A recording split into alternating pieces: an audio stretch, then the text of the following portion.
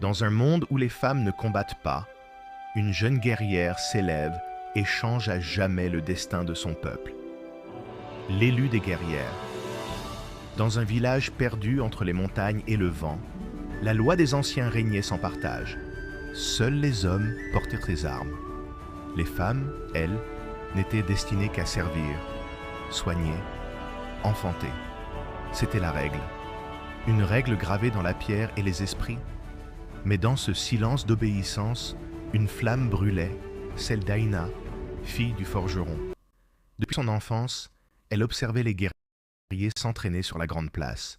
Le bruit du fer, le cri des lames, tout cela l'appelait. La nuit venue, alors que le village dormait, elle prenait un vieux bâton et imitait leurs gestes, seule sous la lune. Chaque coup, chaque chute, chaque blessure secrète était une promesse. Un jour, elle se battrait pour de vrai. Vint le temps du grand tournoi des guerriers, le plus sacré des événements. Le vainqueur deviendrait l'élu, protecteur du peuple. Cette année-là, Aïna fit un choix fou. Elle lia sa poitrine, couvrit son visage d'un casque et prit le nom d'Aïr. Son premier combat fut un cauchemar. Le poids de l'armure l'étouffait, la peur la paralysait. Mais lorsque l'épée toucha la sienne, quelque chose éclata en elle, une colère, une liberté trop longtemps contenue.